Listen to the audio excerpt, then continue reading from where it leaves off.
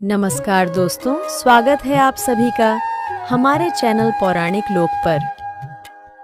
शुक्रवार का व्रत उठाएं, संतोषी माता की शरण में आएं। गुड़ और चने का भोग लगाएं, जीवन में सदा ही सुख पाएं। संतोषी माता की जय, बोलिए मित्रों, जय मां संतोषी। हे मां संतोषी, आप हम सभी भक्तों पर अपनी कृपा सदा ही बनाए रखना। तो चलिए मित्रों, संतोषी माता के चरण कमलों का ध्यान करते हुए सुनते हैं शुक्रवार व्रत की बहुत ही सुंदर कथा। प्राचीन समय की बात है, एक गांव में एक बुढ़िया रहा करती थी। उस बुढ़िया के 7 पुत्र थे, 6 कमाने वाले थे और एक पुत्र कमाता नहीं था। उसके 7 बेटों की शादी हो चुकी थी और सबसे छोटे वाले बेटे की शादी एक अति गुणवान और सुशील कन्या के साथ संपन्न हुई थी। बुढ़िया अपने 6 बहुओं बेटों को बहुत प्यार करती थी, लेकिन अपने 7वें पुत्र का विवाह होने के बाद अपनी सबसे छोटी बहू से घर के सारे काम करवाती, पर उसे ठीक से खाना भी नहीं देती थी।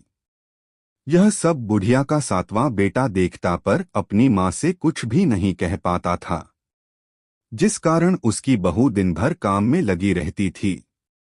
वो उपले थापती, रोटी रसोई करती, बर्तन साफ करती, कपड़े धोती और इसी में उसका सारा समय बीत जाता था। बुढ़िया भी अपने 6 बेटों की रसोई बनाती और उन्हें अच्छा भोजन कराती और पीछे से जो कुछ जूठन बचता सो 7वें बेटे को उठाकर दे देती थी। बुढ़िया का 7वां बेटा बड़ा ही भोला भाला था। वो अपने मन में किसी भी प्रकार का कोई गलत विचार नहीं करता था। एक दिन वो लड़का अपनी बहू से बोला, देखो प्रिय, मेरी माता का मुझ पर कितना प्यार है। यह सुनकर उसकी पत्नी बोली, क्यों नहीं, आपकी माता का आप पर बहुत प्यार है कि सबका बचा हुआ जूठन तुमको खिलाती है। वह बोला, भला ऐसा भी कहीं हो सकता है? मेरी माँ ऐसा कभी नहीं कर सकती। मैं जब तक आंखों से न देखूं मैं मान ही नहीं सकता।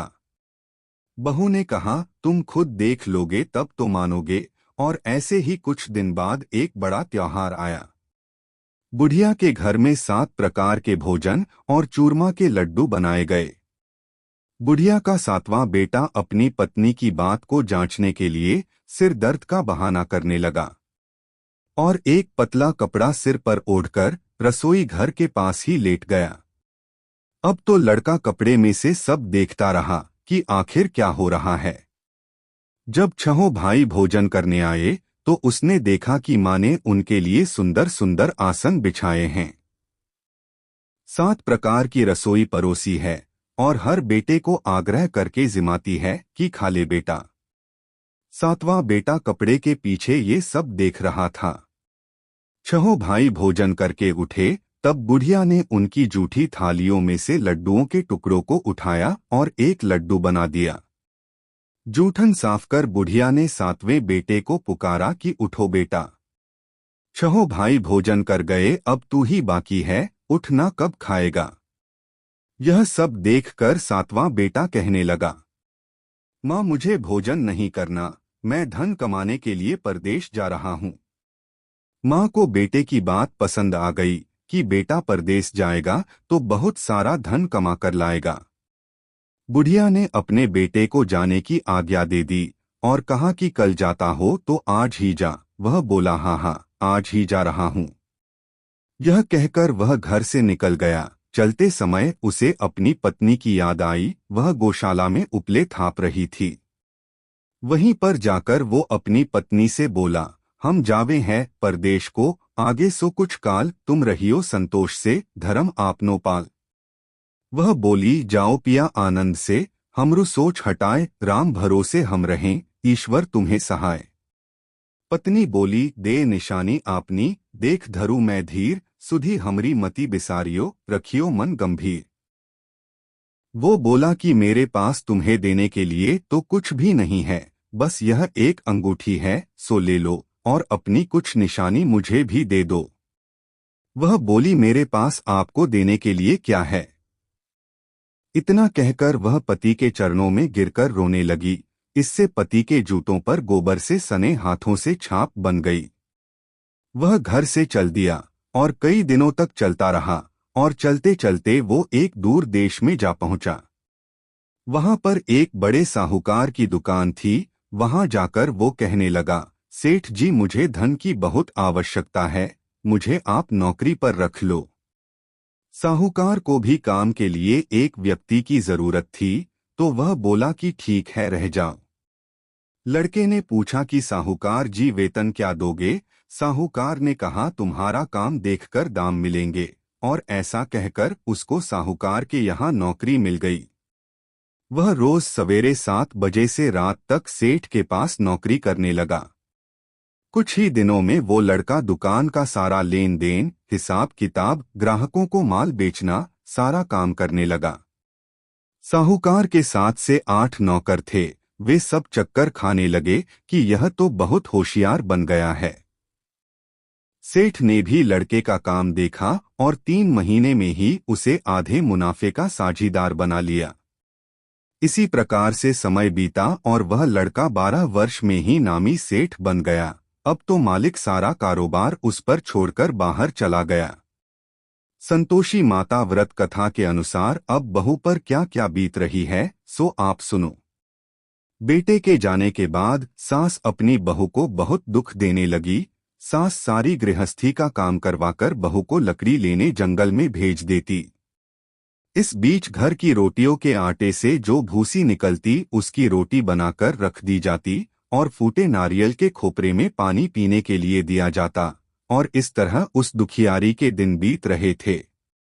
पति के जाने बाद बहू पर सास के अत्याचार धीरे धीरे और ज्यादा बढ़ते चले गए। एक दिन बहू इस सब से दुखी होकर मंदिर चली गई। वहां उसने देखा कि बहुत सी स्त्रियां कोई पूजा कर रही थीं। उसने स्त्रियों से उस व्रत के बारे में जानकारी ली तो वे बोली कि हम संतोषी माता का व्रत कर रही हैं। इससे जीवन के सभी प्रकार के कष्टों का नाश होता है और जीवन में सुख समृद्धि आती है। निपुत्र को पुत्र मिलता है, प्रीतम बाहर गया हो तो जल्दी अपने घर को आता है। कुंवारी कन्या को मनपसंद वर मिलता है, सब तरह की सुख शांति प्राप्त होती है और जो कुछ मन में कामना हो वे सब इस संतोषी माता की कृपा से पूरी हो जाती है। उन स्त्रियों ने उसे बताया कि शुक्रवार को नहा धोकर एक लोटे में शुद्ध जल ले गुड़ चने का प्रसाद बना लेना तथा सच्चे मन से माँ का पूजन करना। हर शुक्रवार को निराहार रह संतोषी माँ की कथा कहना सुनना। इसके बीच व्रत का क्रम टूटे नहीं, सो लगातार इस नियम का पालन करना। साथ में कथा सुनने वाला कोई न मिले तो घी का दीपक जलाकर उसके आगे जल के पात्र को रखकर कथा कहना। जब तक कार्य सिद्ध न हो नियम पालन करना और कार्य सिद्ध हो जाने पर ही व्रत का उद्यापन करना। 3 मास में माता व्रत का फल पूरा करती है। यदि किसी के खोटे ग्रह हों तो भी माता 1 वर्ष में अवश्य कार्य को सिद्ध करती हैं, इसलिए कार्य सिद्ध होने पर ही उद्यापन करना चाहिए, बीच में नहीं। उद्यापन में 2.5 सेर आटे का खाजा तथा इसी परिमाण से खीर तथा चने का साग तैयार करना। 8 लड़कों को भोजन कराना। जहां तक मिलें देवर जेठ भाई बंधु कुटुंब के लड़के लेना, न मिलें तो रिश्तेदारों और पड़ोसियों के लड़के बुलाना, उन्हें भोजन कराना, यथाशक्ति दक्षिणा देना और माता का व्रत पूरा करना। इस दिन खटाई भूल कर भी मत खाना और न ही किसी को खाने को देना और दिन में 1 वक्त भोजन करना। उन महिलाओं से व्रत का सारा विधान सुनकर अब तो बहू हर शुक्रवार को पूरी सच्ची श्रद्धा से संतोषी माता का व्रत करने लगी। संतोषी माता की कृपा से कुछ ही दिनों के बाद उसे अपने पति का पत्र मिला, साथ ही पति के भेजे हुए पैसे भी आ गए। यह सब देखकर जेठानी मुंह सिकोड़ने लगी और बोली, इतने दिनों में पैसा आया, इसमें क्या बड़ाई है। लड़के ताने देने लगे, काकी के पास अब पत्र आने लगे, रुपया आने लगा, अब तो काकी की खातिर बढ़ेगी, अब तो काकी बुलाने से भी नहीं बोलेगी। बेचारी सरलता से कहती, भैया पत्र आवे रुपया आवे तो हम सबके लिए अच्छा है। ऐसा कहकर आंखों में आंसू भरकर संतोषी माता के मंदिर में आकर मातेश्वरी के चरणों में गिरकर रोने लगी और बोली कि माँ मैंने तुमसे पैसा नहीं मांगा, मुझे पैसे से क्या काम है, मुझे तो अपने सुहाग से काम है। मैं तो अपने स्वामी के दर्शन और सेवा मांगती हूँ। तब माता ने प्रसन्न होकर कहा, जा बेटी, तेरा स्वामी बहुत जल्दी तेरे पास आएगा। यह सुनकर वह खुशी से बावली हो गई और घर में जा काम करने लगी। अब संतोषी माँ विचार करने लगी कि इस भोली भाली पुत्री से मैंने कह तो दिया तेरा पति आएगा, पर कहाँ से? वह तो स्वप्न में भी इसे याद नहीं करता, उसे याद दिलाने मुझे जाना पड़ेगा। इस तरह माता बुढ़िया के बेटे के पास स्वप्न में प्रकट होकर कहने लगी, साहूकार के बेटे, सोता है या जागता है? वह बोला, माता सोता भी नहीं हूँ, जागता भी नहीं हूँ, बीच में ही हूँ, कहो क्या आ गया है? माँ कहने लगी, तेरा घर बार कुछ है या नहीं? वह बोला, मेरा सब कुछ है माता, माँ बाप, भाई बहन, बहू, क्या कमी है? माँ बोली, पुत्र, तेरी स्त्री घोर कष्ट उठा रही है, माँ बाप उसे दुख दे रहे हैं, वह तेरे लिए तरस रही है, तू उसकी सुधि ले। वह बोला, हाँ माता, यह तो मुझे मालूम है, परंतु मैं जाऊं तो जाऊं कैसे? परदेश की बात है, लेन देन का कोई हिसाब नहीं, कोई जाने का रास्ता नजर नहीं आता, मैं कैसे चला जाऊं? माँ कहने लगी, मेरी बात मान, सवेरे नहा धोकर संतोषी माता का नाम ले और एक घी का दीपक जला। दंडवत होकर दुकान पर जाकर बैठना, देखते ही देखते तेरा लेन देन सब चुकता हो जाएगा, जमा माल बिक जाएगा, सांझ होते होते धन का ढेर लग जाएगा। जब सवेरे उठकर उसने लोगों से अपने सपने की बात कही तो वे सब उसकी बात अनसुनी कर खिल्ली उड़ाने लगे कि कहीं सपने भी सच होते हैं। पर एक बूढ़ा बोला, देख भाई, मेरी बात मान, इस प्रकार साँच झूठ करने के बदले देवता ने जैसा कहा है वैसा ही करने में तेरा क्या जाता है? वह बूढ़े की बात मान स्नान कर संतोषी माँ को दंडवत कर घी का दीपक जला, दुकान पर जा बैठा। थोड़ी देर में वह क्या देखता है कि देने वाले रुपया लाए, लेने वाले हिसाब लेने लगे, कोठे से भरे सामानों के खरीददार नकद दाम में सौदा करने लगे, शाम तक धन का ढेर लग गया। माता का चमत्कार देख प्रसन्न होकर मन में माता का नाम लेकर अपने घर ले जाने के लिए गहना कपड़ा खरीदने लगा और वहां के काम से निपटकर वह घर को रवाना हुआ। वह बहू बेचारी जंगल में लकड़ी लेने जाती है, लौटते वक्त माँ के मंदिर पर विश्राम करती है। वह तो उसका रोजाना रुकने का स्थान था। दूर से धूल उड़ती देख वह माता से पूछती है, हे माता, यह धूल कैसी उड़ रही है? माँ कहती है, हे पुत्री, तेरा पति आ रहा है। अब तू ऐसा कर, लकड़ियों के 3 बोझ बना ला, एक नदी किनारे रख, दूसरा मेरे मंदिर पर और तीसरा अपने सिर पर रख। तेरे पति को लकड़ी का गट्ठा देखकर मोह पैदा होगा, वह वहां रुकेगा, नाश्ता पानी बना खाकर माँ से मिलने जाएगा। तब तू लकड़ियों का बोझ उठाकर घर जाना और बीच चौक में गट्ठा डालकर 3 आवाजें जोर से लगाना, लो सासू जी, लकड़ियों का गट्ठा लो, भूसी की रोटी दो और नारियल के खोपरे में पानी दो। आज कौन मेहमान आया है? माता की बात सुन बहू बहुत अच्छा माता कहकर प्रसन्न होकर लकड़ियों के 3 गड्ढे ले आई। एक नदी तट पर, एक माता के मंदिर पर रखा और एक सिर पर रखा। इतने में ही वहां एक मुसाफिर आ पहुंचा। सूखी लकड़ी देख उसकी इच्छा हुई कि अब यहीं विश्राम करे और भोजन बना खाकर गांव जाए, और इस प्रकार भोजन बना विश्राम कर वह गांव को गया। वो घर में सबसे प्रेम से मिला और उसी समय बहू सिर पर लकड़ी का गट्ठा लिए घर में आती है। लकड़ी का भारी बोझ आंगन में डाल, जोर से 3 आवाज देती है, लो सासू जी, लकड़ी का गट्ठा लो, भूसी की रोटी दो, नारियल के खोपरे में पानी दो। यह सुनकर सास बाहर आ गई, अपने दिए हुए कष्टों को भुलाते हुए कहती है, भू ऐसा क्यों कहती है? तेरा मालिक तेरा पति आया है। अब बैठ, मीठा भात खा, भोजन कर, कपड़े घने पहन। इतने में आवाज सुन उसका स्वामी बाहर आता है और अपनी अंगूठी देख व्याकुल हो माँ से पूछता है, माँ यह कौन है? माँ कहती है, बेटा यह तेरी बहू है, आज 12 वर्ष हो गए तू जब से गया है, तब से सारे गांव में जानवर की तरह भटकती फिरती है, कामकाज घर का कुछ करती नहीं, 4 समय आकर खा जाती है। अब तुझे देखकर भूसी की रोटी और नारियल के खोपरे में पानी मांगती है। वह लज्जित हो बोला, ठीक है माँ, मैंने इसे भी देखा है और तुम्हें भी देखा है। अब मुझे दूसरे घर की चाबी दो तो उसमें ही रहूंगा। तब माँ बोली, ठीक है बेटा, तेरी जैसी मर्जी। इतना कहकर चाबी का गुच्छा पटक दिया। उसने चाबी लेकर दूसरे कमरे में जो तीसरी मंजिल के ऊपर था, खोलकर सारा सामान जमाया और एक दिन में ही वहां राजा के महल जैसा ठाट बाट बन गया।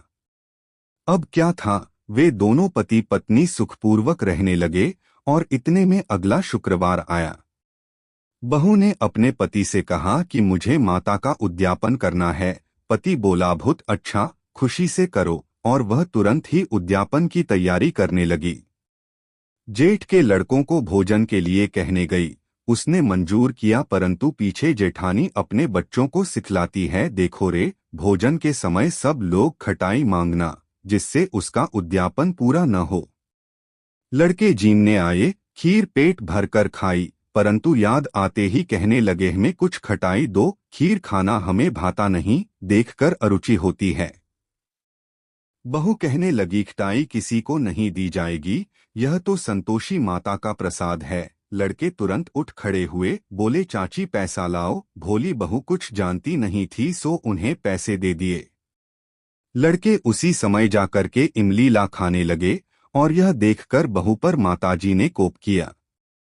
माता के क्रोध से राजा के दूत उसके पति को पकड़कर ले गए और जेल में बंद कर दिया। इस सब से जेठ जेठानी बहू को खोटे वचन कहने लगे कि लूट लूट कर धन इकट्ठा करके लाया था, सो राजा के दूत पकड़कर ले गए चोर को। अब सब मालूम पड़ जाएगा जब जेल की हवा खाएगा तो। बहू से यह वचन सहन नहीं हुए। वो रोती रोती माता के मंदिर में गई, बोली, है माता, तुमने यह क्या किया? हंसाकर अब क्यों रुलाने में लगी हो? माता बोली, पुत्री, तूने गलत उद्यापन करके मेरा व्रत भंग किया है, तूने इतनी जल्दी सब बातें भुला दी। वह कहने लगी, माता, भूली तो नहीं हूं, न कुछ अपराध किया है, मुझे तो लड़कों ने भूल में डाल दिया। मैंने भूल से उन्हें पैसे दे दिए, मुझे क्षमा कर दो। माँ बोली, ऐसी भी कहीं भूल होती है। वह बोली, माँ मुझे माफ कर दो, मैं फिर तुम्हारा उद्यापन करूंगी। माँ बोली, ठीक है, पर अब भूल मत करना। वह बोली, अब नहीं होगी। माँ बोली, जा पुत्री, तेरा पति तुझे रास्ते में ही आता मिलेगा। और वह घर को चल दी। राह में पति आता मिला तो उसने पूछा, तुम कहाँ गए थे? तब वह कहने लगा, इतना धन कमाया है, उसका कर राजा ने मांगा था, वही भरने गया था। वह प्रसन्न होकर बोली, भला हुआ, अब घर चलो। कुछ दिन बाद फिर शुक्रवार आया। वह बोली, मुझे माता का उद्यापन करना है। पति ने कहा, ठीक है, करो। वह फिर जेठ के लड़कों से भोजन करने को कहने गई तो जेठानी ने एक दो बातें सुनाई और लड़कों को सिखा दिया कि तुम पहले ही खटाई मांगना। लड़के कहने, जगह में खीर नहीं खाना, जी बिगड़ता है, कुछ खटाई खाने को देना। वह बोली, खटाई खाने को नहीं मिलेगी, आना हो तो आओ। और ऐसे वह ब्राह्मणों के लड़के बुलाकर भोजन कराने लगी। यथाशक्ति दक्षिणा की जगह एक एक फल उन्हें दिया और इससे संतोषी माता प्रसन्न हुई। माता की कृपा होते ही 9वें मास उसको चंद्रमा के समान सुंदर पुत्र प्राप्त हुआ। वो पुत्र को लेकर प्रतिदिन माता जी के मंदिर में जाने लगी। माँ ने सोचा कि यह रोज आती है, आज क्यों न मैं ही इसके घर चलूं, इसका आसरा देखूं तो सही। यह विचार कर माता ने भयानक रूप बनाया। गुड़ और चने से सना मुख, ऊपर सूंड के समान होंठ, उस पर मक्खियां भिनभिना रही थीं। दहलीज में पाँव रखते ही उसकी सास चिल्लाई, देखो रे, कोई चुड़ैल डाकिन चली आ रही है, लड़कों इसे भगाओ, नहीं तो किसी को खा जाएगी।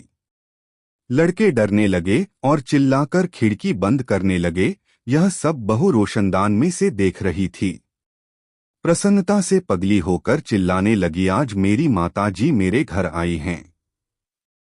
यह कहकर बच्चे को दूध पिलाने छोड़ देती है।